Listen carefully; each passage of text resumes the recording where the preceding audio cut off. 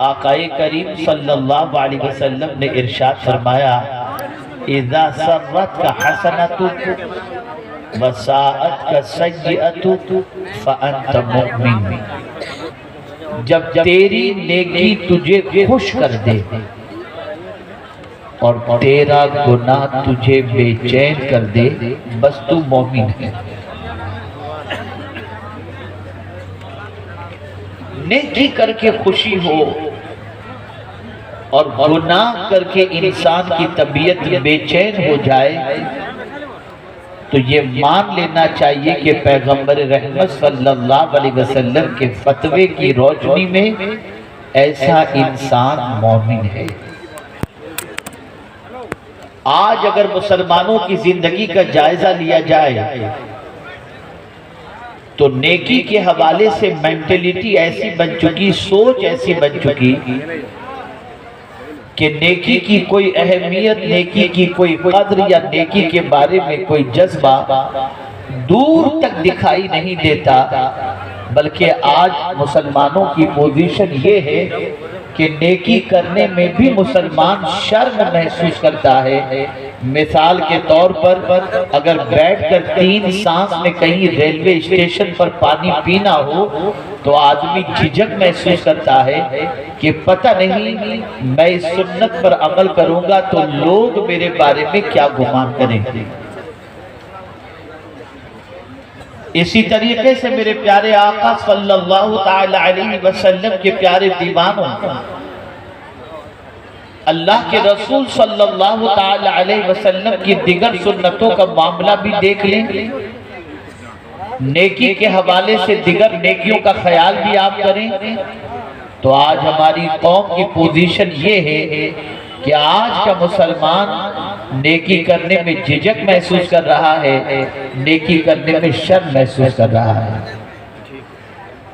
اور ظاہر سی بات ہے جو قوم گناہ فخر کے ساتھ کرتی ہو اور جو قوم نیکی کرنے میں شرم محسوس کرتی ہو اس کے دل سے ایمان کا تو جنازہ ہی نکل چکا ہے۔ اے رسول اعظم صلی اللہ تعالی علیہ وسلم کے دیوانوں، صحابہ کی زندگی کا جائزہ لیا جائے، تابعین کی زندگی کا جائزہ لیا جائے، اولیاء کاملین کی زندگی کا جائزہ لیا جائے تو آپ اس نتیجے پر پہنچیں گے کہ ان کی زندگی کے اندر نیکیوں کی حرص نظر آئے گی، نیکیوں کی تڑپ نظر آئے گی، نیکیوں کا جذبہ نظر آئے گا، نیکیوں کے سلسلے میں فکر نظر آئے گی۔ وہ مال کے معاملے میں دنیا سے آگے نکلنا نہیں چاہتے تھے، وہ نیکیوں کے معاملے میں دنیا سے آگے نکلنا چاہتے تھے۔ وہ جانتے تھے کہ نیکی دنیا میں بھی کام آئے گی اور نیکی میدان محشر میں بھی کام آئے گی۔ آج کی پوزیشن یہ ہے، ایک سرمایہ دار کسی غریب کو سلام کرنے کے لیے ایک بار نہیں 50 بار سوچتا ہے کہ میں سلام کروں گا تو میری آبرو چلی جائے گی، لیکن وہ رسول اعظم صلی اللہ علیہ وسلم جن سے بڑا مالدار اللہ نے کسی کو بنایا ہی نہیں، اپنے خزانے کی کنجی مصطفیٰ پیارے کے حوالے عطا فرما دی۔ وہ رسول اعظم صلی اللہ علیہ وسلم سے متعلق مدینے کے ننھے ننھے بچے کہتے ہیں کہ ہم جب رسول اعظم صلی اللہ علیہ وسلم کے سامنے حاضر ہوتے اور ہم چاہتے کہ پہلے سلام کریں تو ہمارے سلام سے پہلے مصطفیٰ جان رحمت سلام کر دیا کرتے تھے۔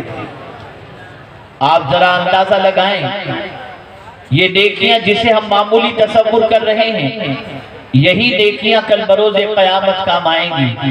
قرآن مقدس میں رب قدیر نے فرمایا یوم تجد کل نفس ما عملت من خیر محضرا، قیامت کے دن اللہ عز و جل کا وہ بندہ جس نے بھلائی کا کام کیا ہوگا وہ بھلائی کا اجر اور وہ بھلائی کو اپنی نگاہوں کے سامنے پائے گا۔ قرآن کہتا ہے یہ نہ سمجھنا کہ بھلائی کا مطلب یہ ہے کہ بہت بڑا ادارہ تم نے بنا لیا، لیا، بہت بڑا کام تم نے کوئی کر لیا نہیں۔ فَمَن يَعْمَلْ مِثْقَالَ ذَرَّةٍ خَيْرًا يَرَهُ، اگر ذرے کے برابر بھی تم نے نیکی کی تو اللہ وہ نیکی قیامت میں تمہیں دکھائے گا۔ پتہ یہ چلا میرے پیارے آقا صلی اللہ علیہ وسلم کے پیارے دیوانوں، نیکی انسان کے لیے بے پناہ ضروری ہے۔ صحابہ کرام نیکی کے معاملے میں دنیا سے آگے نکلا کرتے تھے اور لوگ نیکی کے معاملے میں صحابہ سے ہمیشہ پیچھے رہے، لیکن آج کی پوزیشن یہ ہے مسلمان کے اندر نیکیوں کی تڑپ ختم ہو گئی، نیکیوں کا جذبہ سخت پڑ گیا، نیکیوں کے معاملے میں محنت و مشقت ختم ہو گئی، بلکہ نیکی کو انسان کرنے کے سلسلے میں شرم اور جھجک محسوس کرتا دکھائی دیتا ہے۔ اب نیکی کیا ہے؟ آپ کہیں گے حضرت نیکی بتائیے، تو یہاں ایک حدیث آپ کے سامنے پیش کروں، حضرت وابصہ رضی اللہ تعالیٰ عنہ۔ حضرت وابصہ رضی اللہ تعالیٰ عنہ کے دل میں یہ خیال پیدا ہوا کہ میں حضور صلی اللہ علیہ وسلم سے ایک سوال کروں۔ اللہ اکبر، آقا کریم صلی اللہ علیہ وسلم کے پاس حاضر آئے، ابھی اپنا سوال پیش بھی نہیں فرمایا، رسول اعظم صلی اللہ علیہ وسلم فرماتے ہیں وابصہ کیا میں بتا دوں تو کیا پوچھنا چاہتا ہے یا تو ہی بتائے گا کہ تو کیا پوچھنا چاہتا ہے؟ عرض کرنے لگے حضور اگر آپ بتا دیں تو سبحان اللہ۔ آقا کریم صلی اللہ علیہ وسلم نے ارشاد فرمایا وابصہ تو یہ پوچھنا چاہتا ہے کہ نیکی کیا ہے اور گناہ کیا ہے۔ میں محسوس کر رہا ہوں وقت بہت زیادہ ہو چکا ہے، ٹھنڈک بھی آپ کو محسوس ہو رہی ہے اور آدھی نیند میں آپ تقریر کو کھا رہے ہیں یا سن رہے ہیں مجھے نہیں معلوم۔ میں آپ کا زیادہ وقت نہیں لوں بس اگر یہ دو چار باتیں آپ نے ذہن میں محفوظ کر لی تو میرا آنا یہاں پر وصول ہو جائے گا۔ نیکی کیا ہے؟ ایک جامع سوال۔ حضرت وابصہ کے دل میں رسول اعظم صلی اللہ علیہ وسلم سے نیکی کے بارے میں پوچھنے کا خیال پیدا ہوا۔ حضور نے سامنے سے فرمایا وابصہ میں بتا دوں تو کیا پوچھنا چاہتا ہے؟ اور پھر حضور نے وضاحت فرمائی تم یہ جاننا چاہتے ہو نا کہ نیکی کیا ہے اور گناہ کیا ہے، بس آپ سن لیجئے اس کو تاکہ ہمیشہ کے لیے ذہن آپ کا مطمئن ہو جائے گا۔ اب آقا کریم صلی اللہ علیہ وسلم نے فرمایا نیکی کے بارے میں، ارشاد فرمایا نیکی وہ ہے جو تیرے دل کو مطمئن کر دے، نیکی وہ ہے جو تیرے دل کو مطمئن کر دے، اور گناہ وہ ہے جو تیرے دل کو بے قرار کر دے۔ نیکی وہ ہے جو دل کو مطمئن کر دے اور گناہ وہ ہے جو دل کو بے قرار کر دے۔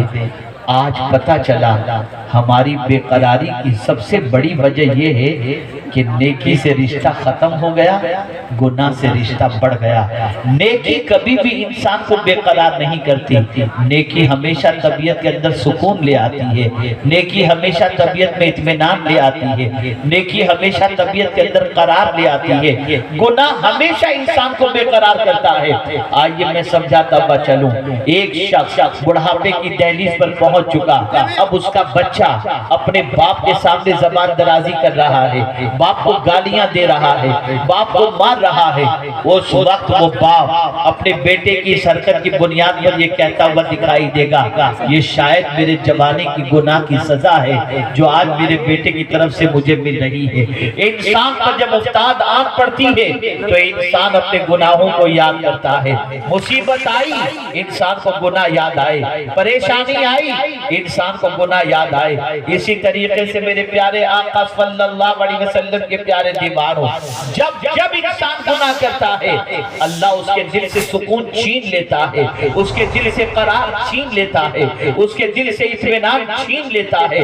میرے پیارے آقا صلی اللہ علیہ وسلم کے پیارے دیوانوں، کیا وجہ ہے کہ آج معاشرے کے اندر انسان سکون کے لیے نیند کی گولیاں کھاتا ہوا دکھائی دیتا ہے، طبیعت اس کی بے چین نظر آ رہی ہے؟ وجہ سب سے بڑی یہ ہے کہ اٹھتا ہے تو گناہ، بیٹھتا ہے تو گناہ، گناہ، کھاتا ہے تو گناہ، سوتا ہے تو گناہ، زندگی پوری اس کی گناہوں کے دلدل میں ڈوبتی جا رہی ہے۔ اے رسول اعظم صلی اللہ تعالی علیہ وسلم کے دیوانوں، یاد رکھو نیکی سے رشتہ جوڑو۔ کیا وجہ ہے کہ آج ہماری قوم کی بچیوں کو میک اپ کے استعمال کی ضرورت پڑ رہی ہے، لوگوں کو اچھے فیس واش کی ضرورت پڑ رہی ہے، ورنہ چہرہ چمکتا دمکتا دکھائی نہیں دے گا۔ لیکن جب اللہ والوں کی زندگی کو دیکھتے ہیں تو آنکھ دنگ رہ جاتی ہے۔ ان کی زندگی میں اضطراب نظر نہیں آتا، ان کی زندگی میں بے قرار نظر نہیں آتا، وہ تو تلوار کے سائے میں بھی پرسکون دکھائی دیتے ہیں، وہ تو مصیبتوں میں بھی مطمئن نظر آتے ہیں۔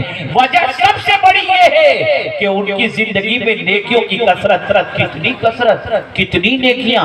میرے غوث پاک رضی اللہ تعالیٰ عنہ کو دیکھو، صرف 5 وقت کی نماز نہیں پڑھتے تھے، بلکہ روزانہ غوث پاک 1000 رکعت نفل پڑھ کر اپنے غلاموں کو درس دے رہے تھے۔ غلاموں ذرا جس غوث کے دامن کو نہ چھوڑنے کی تم دعا کر رہے ہو، ذرا اس غوث کی ذات کا بھی تو تم جائزہ لے۔ نیکی طبیعت کے اندر قرار لے آتی ہے،